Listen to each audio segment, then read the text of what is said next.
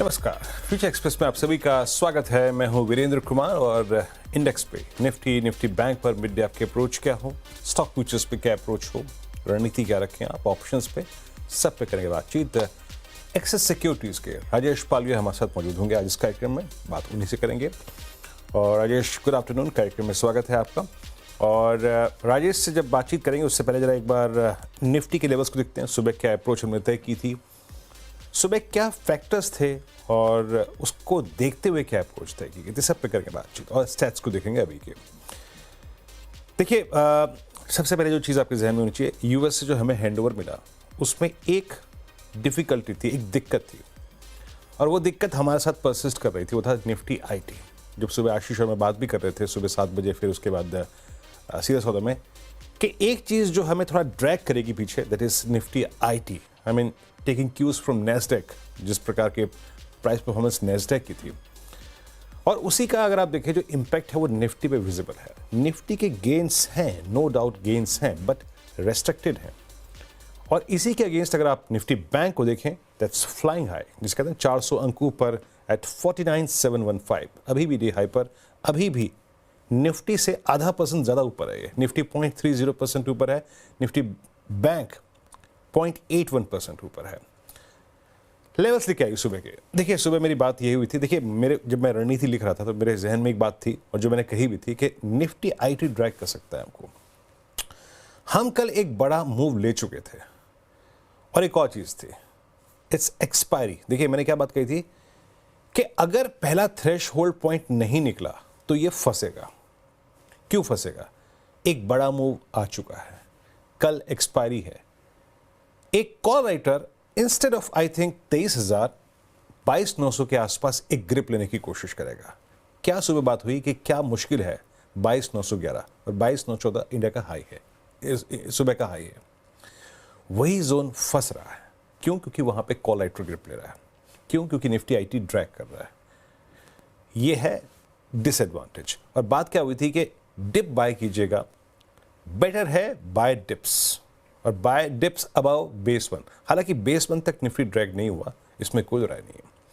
मैं 745 की कल्पना कर रहा था, रिकवरी पहले से ही हो गया। बट अब एक चीज़ याद रखिएगा, 745 इवन 780 790 तक के डिप्स को आप बाय कर सकते हैं। क्यों? मैं आपको बता रहा हूँ। प्लीज़ अब लिखे आइए जरा, प्लीज़। आप आउटस्टैंडिंग वाइज, जो कि कल की एक्सपायरी के पॉइंट ऑफ व्यू से इस वक्त के बिल्डअप है, उसको देखते हैं। एक बात जो सुबह मैं कह रहा था वो अभी भी साबित सच हुई है। Look at 22,900 call writers instead of 23,000 आज कैपिटलाइज कर रहे हैं 22,900 के आसपास। Now that makes it's a make और ब्रेक लेवल।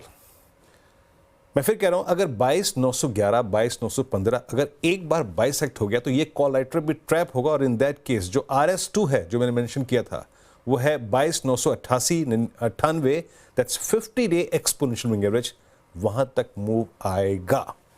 बट उसके लिए आपको 22,910 20-15 का जोन काटना पड़ेगा, RS1 काटना पड़ेगा। And as per these stats, outstanding वाई याद रखिएगा 22,800 की पुट पे बहुत शार्प है, 51 लाख पुट बिकी है वहां पे। तो दो केस है, either we get a dip towards 22,800, 780 790, थोड़ा सा मॉडिफाई करते अपने बेस को, और एल्स, या फिर हम 22,910 20 के क्लस्टर को बाइसेक्ट करें। ये वही निफ्टी की बात। निफ्टी बैंक लेके आइए। देखिए, निफ्टी बैंक में वो दिक्कत नहीं थी। और कल निफ्टी बैंक पे जब हम इसी वक्त थे यहाँ पे, हम क्या बात कर रहे थे, आसिफ थे मेरे साथ, मैंने कहा था इट्स ओवरहीटेड है, 49,000 के आसपास कोई डिप मिले तो बाय कीजिएगा। डिप आया था और हमने कल क्या करा था क्लोजिंग में, हमने 49,000 को पार किया। 49,255 के आसपास हमारा अलाइंड था 50 day exponential moving average. Nifty bank ने उसको स्ट्राइक कर दिया और क्लोज पार भी कर दिया। तो आप एक देख रहे हैं, एक what is the differential between Nifty Nifty bank. एक बार प्लीज चार्ट रखिए, कंपैरेटिव चार्ट। निफ्टी जहां पे अभी भी संघर्ष कर रहा है 22,900 पे, 50 डे में अलाइंड है 22,988 पे। निफ्टी बैंक उस एवरेज से अब 400 अंक ऊपर है। So that's called divergence, that's called differential. सुबह क्या बात हुई थी?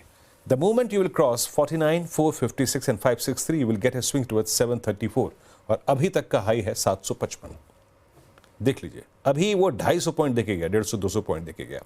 देखिए कल हम काफ़ी बड़ा एक मूव ले चुके हैं, तो आज हमें थोड़े में ही संतुष्टि करनी होगी, but if we sustain above 734 the chances of 49,910 is quite high. मैं आपको बता रहा हूँ। अब लेके आइए इस वक्त के आउटस्टैंडिंग वाई, और एक और चीज़ बता दूँ मैं आपको यहाँ पे, प्लीज़ ज़रा आउटस्टैंडिंग वाई लेके आइए, उसको देखते हैं जरा एक बार। निफ्टी बैंक है, रखिएगा स्क्रीन पे, क्या कह रही हैं स्ट्राइक्स। 50,000 की स्ट्राइक पे कॉल कंसंट्रेशन सुपर्ब है, करीब करीब 1458 का। उससे पहले अगर आप देखें तो कोई खास राइटिंग है नहीं। So scope of travelling towards 50,000, 49,900 is quite high, जो लेवल्स RS2 में मेंशन किए गए हैं। और आप एक चीज़ देख रहे हैं स्क्रीन पे, फील कीजिए, पुट राइटर्स के पास conviction closer to 49,600, 500 and 400 is quite high. Simply, any dip towards RS1 जिसको हम पार कर चुके हैं, वो एक बाय की फिर अपॉर्चुनिटी होगा। और अगर हम 734 के ऊपर टिकते हैं तो याद रखिएगा स्विंग टुवर्ड्स 49,900, 50,000 क्वाइट पॉसिबल। अच्छा, इस वक्त के मेरे स्टैट्स क्या कह रहे हैं जरा प्लीज़ निफ्टी बैंक के कंट्रीब्यूटर्स लेके आइएगा। निफ्टी बैंक के कंट्रीब्यूटर्स में अगर मैं अभी के स्टैट्स को देखूं तो ICICI बैंक में अभी भी एज है, कोटेक में अभी भी एज है। सुबह सुबह थोड़ा सा HDFC बैंक बैकफुट पे आया था, बट मोर और लेस बैंकिंग स्टॉक फ्यूचर्स अपने आप को ठीक ठाक मोड में किए हुए हैं। HDFC bank, state bank of India, axis bank, ICICI bank, सुबह HDFC बैंक बैकफुट पे आ गया था, लेकिन अब फिर स्ट्रॉन्ग कंट्रीब्यूशन देता है। मतलब as a nifty bank trader, और मैं अगर लॉन्ग्स पे कैपिटलाइज कर रहा हूँ, एग्जैक्टली यही वो स्क्रीन है जिसको आप देखना चाहेंगे। बट याद रखिएगा, अपने डाउन साइड को रिस्ट्रिक्ट करके चलिए, एक पॉकेट फ्रेंडली स्टॉप लॉस लेके चलिए। हर चीज़ को ऑप्शंस के मुताबिक एक वर्टिकल मूव के बाद जस्टिफाई करना मुश्किल होता है। फिर कह रहा हूँ 9-10 ये थोड़ा सा पॉइंट होगा जो अब 9-10, 9-20 जो एक थ्रेशोल्ड पॉइंट होगा। अच्छा, मैं राजेश पालवी जी से बात करूँ उससे पहले आपको एक बात बताऊँ। आप मुझे सुनते हैं निफ्टी बैंक पे, राजेश पालवी जी को सुनते हैं, हेमंत जी को सुनते हैं, आशीष को सुनते हैं। आपके लिए इस बार तो राजेश पालवी जी नहीं है सीरीज में, लेकिन गुरुकुल 1 में थे। बट जब वो घर पे भी होते हैं तो देखते हैं, क्यों राजेश जी, मज़ा आया था ना पहली बार में। अगली बार शायद आपको जब मैं F&O का शामिल होगा गुरुकुल में तो ज़रूर इंक्लूड करूँगा।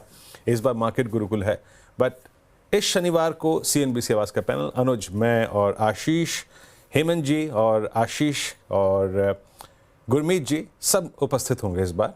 नीलेश शाह के साथ खास एक इंट्रोडक्शन, फिरोज जी के साथ, और Parthiv Shah technicals, derivatives, fundamentals, IPO, mutual fund सब कवर करेंगे। तो जुट जाइए हमारे साथ इस शनिवार इतवार मार्केट गुरुकुल। और जो पूरा फी स्ट्रक्चर है, कंटेंट है, मेहमान हैं, वो सब कुछ एक QR कोड आपकी स्क्रीन पे स्कैन कीजिए और जुड़िए CNBC आवाज़ के साथ। Rajesh ji, good morning, good afternoon in fact. बताइए आपका इस वक्त इंडेक्स पे व्यू क्या है राजेश जी, कैसे अप्रोच कर रहे हैं आप इस बार? Good afternoon Virendra ji. तो देखिए, इंडेक्स पे व्यू अभी बुलिश ही है, क्योंकि हम 22,800 के ऊपर सस्टेन हो रहे हैं, 20 डे मूविंग एवरेज के ऊपर सस्टेन हो रहे हैं। FI का लॉन्ग शॉर्ट रेशियो देखे तो वहां पे भी एक शॉर्ट कवरिंग देखने को मिली है। तो ये कहीं ना कहीं ये 3-4 डेटा जो पॉइंट है वो क्लियरली दिखाते हैं कि यहाँ से मार्केट का सेंटिमेंट बुलिश साइड में टर्न होते हुए दिख रहा है, और यहाँ से फर्दर एक अटेम्प्ट निफ्टी करते हुए दिख सकता है 22,950, 23,000 की तरफ। क्योंकि मेजर कॉल कंसंट्रेशन भी अगर हम देखें, राइटर्स अभी 23,000 पे अपनी पोजीशंस यहाँ पे राइट करते हुए दिख रहे हैं। तो हमें लगता है मार्केट एक बार वो लेवल की तरफ अटेम्प्ट करते हुए दिख सकता है स्पॉट पे। वहीं अगर हम देखें तो पुट बेस कंसंट्रेशन जो बढ़ते हुए दिख रहा है, वो मेजरली हम देखें तो 22,850, 22,900 की स्ट्राइक पे ही बढ़ते हुए दिख रहा है। तो हमें लगता है कि जैसे ही 22,900 का लेवल स्पॉट पे क्रॉस होगा तो एक अटेम्प्ट निफ्टी 23,000 की तरफ जरूर करते हुए दिखेगा। तो व्यू यहाँ पे बुलिश है, बाय ऑन डिप्स की रणनीति रखेंगे, स्टॉप लॉस 22,780 के आसपास रखेंगे स्पॉट पे, और टारगेट एम करेंगे हम यहाँ पे 23,000 के आसपास के। वो एक पहला लक्ष्य होगा। अगर वो क्रॉस होता है तो फिर एक बड़ी रैली के लिए भी मार्केट तैयार होते हुए दिखेगा। बट टाइम बीइंग हम 23,000 के टारगेट के लिए निफ्टी पे बाय ऑन डिप्स की रणनीति रखेंगे 22,780 के स्टॉप लॉस से। बैंक निफ्टी में काफी इंटरेस्टिंग मूव बने हैं, और अब जिस तरीके से 49,700 के आसपास बैंक निफ्टी ट्रेड कर रहा है, तो ये अपने मेजर कॉल कंसंट्रेशन एरिया को ही अब पेनिट्रेट करते हुए दिख रहा है। तो हमें लगता है 49,700, 800 जोन, ये लेवल अगर क्रॉस हो जाते हैं तो बैंक निफ्टी में फिर 50,000 और 50,100 की तरफ मूव बनते हुए दिख सकता है। जो कि एक ड्यू टू शॉर्ट कवरिंग होते हुए दिखेगा। अभी यहाँ पे बैंक निफ्टी पे हमें लगता है कि जो इम्पोर्टेंट सपोर्ट प्लेस्ड है वो करीब 49,600 49,500 के जोन पे ही मेजर पुट बेस कंसंट्रेशन वही ऐड होते हुए दिख रहे हैं। तो हमें लगता है 49,500 के स्टॉप लॉस से पोजीशन इंटैक्ट रखना चाहिए यहाँ पे। और हमें लगता है कि जिस तरीके का यहाँ पे स्ट्रक्चर बना हुआ है, बैंक निफ्टी एक ब्रेकआउट देते हुए दिखेगा और 50,000 की तरफ नेक्स्ट टारगेट हमें लगता है आते हुए दिख सकता है। ओके, ये निफ्टी निफ्टी बैंक पे अप्रोच हो गई। और याद रखिएगा, बाजार को टुवर्ड्स क्लोज अगर एक सुपर थ्रस्ट जनरेट करना है तो हमें उस 22,900 के कॉल राइटर्स के जोन के ऊपर टिकना पड़ेगा। और राजेश जी, बहुत संक्षेप में आपके 3 स्टॉक्स क्या हैं आज के? पहला स्टॉक एचडीएफसी लाइफ, एक अच्छा ब्रेकआउट यहाँ पे देखने को मिला है। 20 डे मूविंग एवरेज ने 50 डे मूविंग एवरेज को अपवर्ड क्रॉसओवर दिया है, एक बुलिश साइन है। यहाँ पे हमें लगता है एचडीएफसी लाइफ में जो ब्रेकआउट बना है ये 685 690 की तरफ स्टॉक को लेके जा सकता है। स्टॉप लॉस रखेंगे करीब 640 के आसपास। दूसरा स्टॉक जो पसंद आ रहा है वो है डिफेंस स्टॉक्स में से, और उसमें एचएएल पे यहाँ पे बाय करने की सलाह है। स्टॉक 50 डे मूविंग एवरेज को अब क्रॉस करते हुए दिख रहा है। पूरे ही सेगमेंट में आज एक बाइंग इंटरेस्ट बना है, तो एचएएल फ्यूचर यहाँ पे बाय किया जा सकता है। अपसाइड के टारगेट यहाँ पे हमें लगता है 3750 3800 की तरफ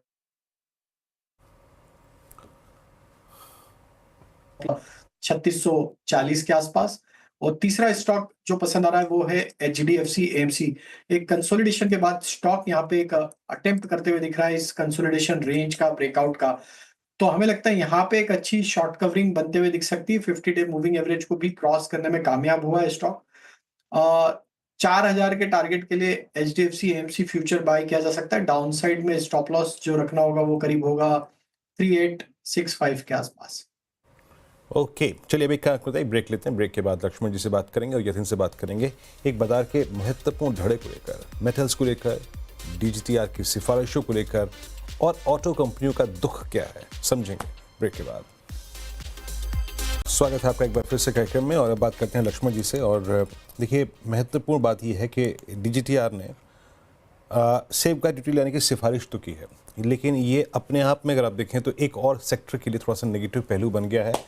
क्या है ऑटो कंपनियों की चिंताएं और किस किस कंपनी ने क्या क्या बात कही है, लक्ष्मण जी से समझते हैं। लक्ष्मण जी नमस्कार, ये बताइए कि ऑटो कंपनियों ने इन सिफारिशों पर क्या कहा है, उनका इस वक्त दर्द क्या है, क्या एग्जैक्टली अपने पॉइंट्स अपने रेस किए हैं? देखिए, दरअसल जब भी डीजीटीआर कोई ऐसी ड्यूटी लगाने के प्रस्ताव पर विचार करता है तो दोनों पक्षों से राय जानता है। एक पक्ष जो ड्यूटी लगाने की मांग कर रहा है, एक पक्ष जो ड्यूटी लगाने के खिलाफ है। तो जब ये दोनों पक्षों की राय जानी तो इसमें कई सारी ऑटो कंपनियों ने अपनी राय दी कि सेफगार्ड ड्यूटी लगाना है तो लगाइए, लेकिन कुछ एक प्रोडक्ट पर सेफगार्ड ड्यूटी नहीं लगाइए।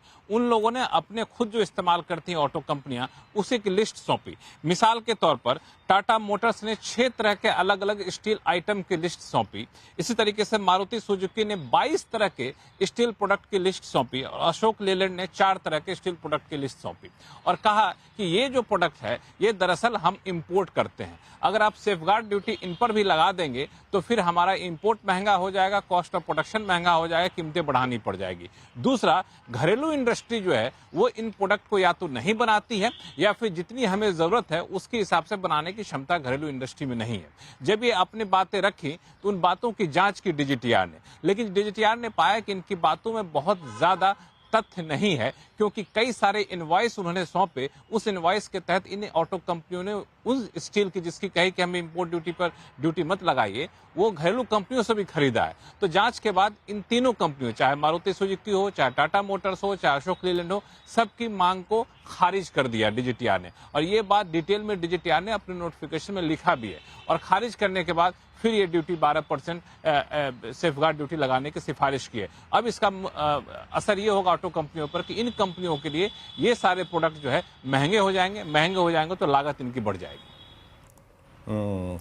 तो सिफारिशें जो थी वो इन ऑटो कंपनियों की खारिज की जा चुकी है। और जैसे कि हम देख रहे थे कि मारुति ने इस साल अब तक कैलेंडर वर्ष 2025 में 3 प्राइस हाइक ऑलरेडी लिए हैं, जिसके लक्ष्मण जी कह रहे हैं क्योंकि अब ये जो मांग थी वो खारिज हो गई है, तो शायद प्राइसिंग प्रेशर इन ऑटो कंपनियों पे फिर बना रहेगा। लक्ष्मण जी बहुत शुक्रिया आपका इस पूरी चर्चा के लिए। मेटल्स को भी हमने यहाँ पे समझा और ऑटो कंपनी को भी समझा।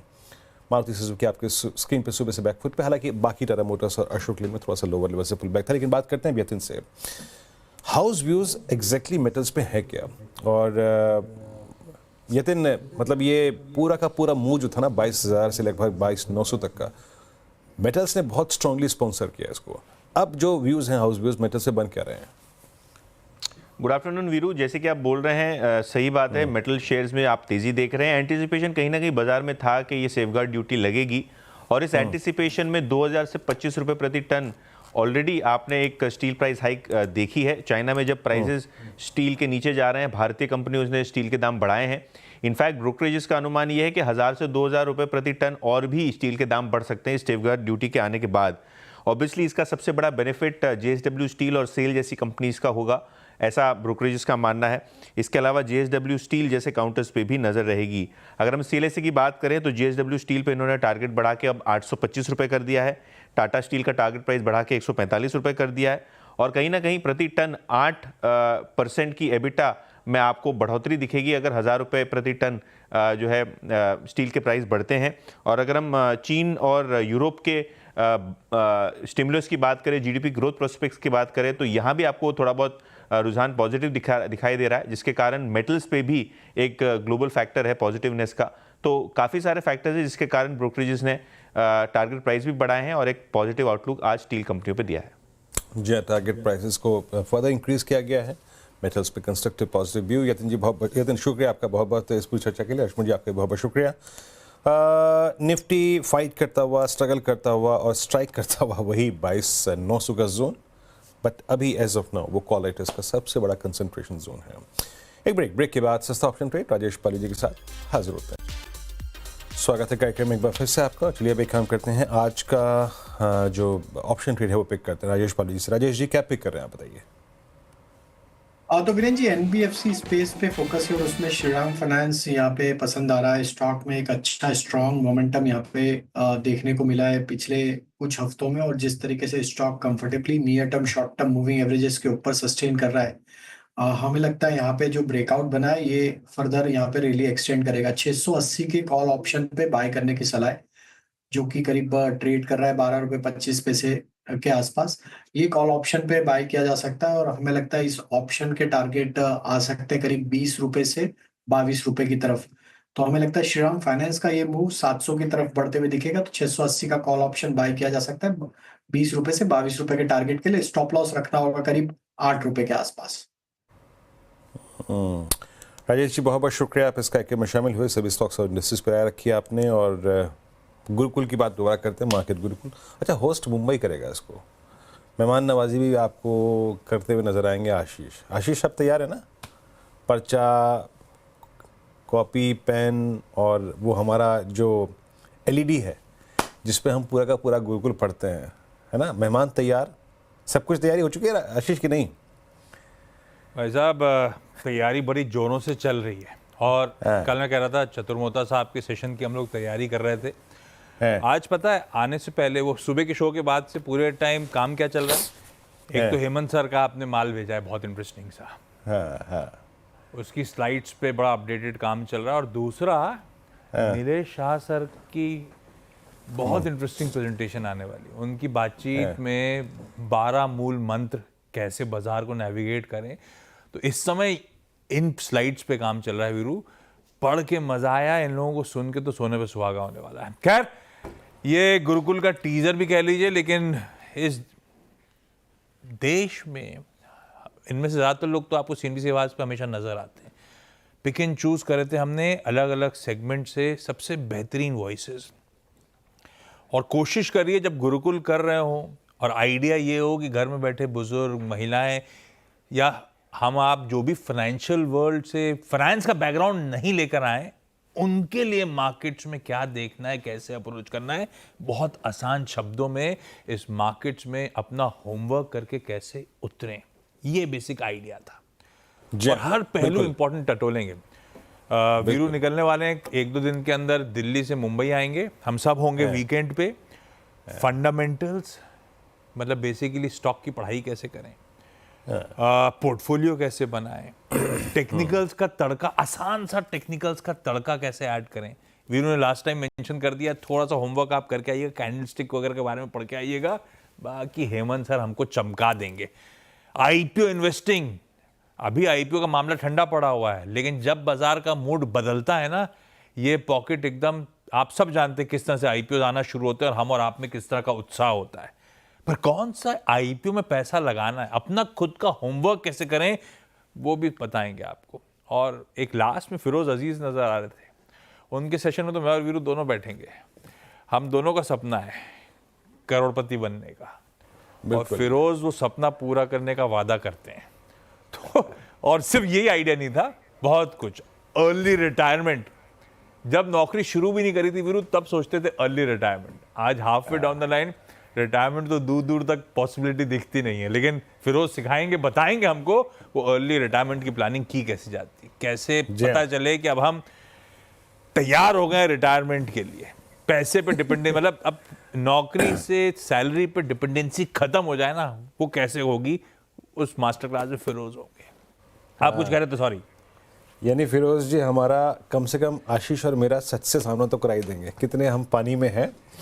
और जहां तक आपकी बात है, हाँ, आप ट्रेडिंग कर सकते हैं, मतलब सभी दर्शकों से गुजारिश है। तो जो हेमंत जी ने कहा था आशीष इस बार कि प्लीज थोड़ा पढ़ के आइएगा, थोड़ा बहुत चार्ट्स के बारे में। अच्छा, पढ़ के आना है तो क्या पढ़ के आना है? जैसे कैंडल्स, और हम ना कुछ कैंडल्स के साथ कुछ इंडिकेटर्स लगाएंगे और बहुत सिंपली समझाएंगे। वो इंडिकेटर्स ये बताते हैं कि ड्यूरिंग द डे, इंट्राडे में कहाँ पिक करें ट्रेड, कहाँ एग्जिट कर जाएं, या फिर आप मंथली बेसिस पे, वीकली बेसिस पे खेलते हैं तो भी उन ट्रेड्स में कहाँ एंटर करना है, कहाँ एग्जिट करना है।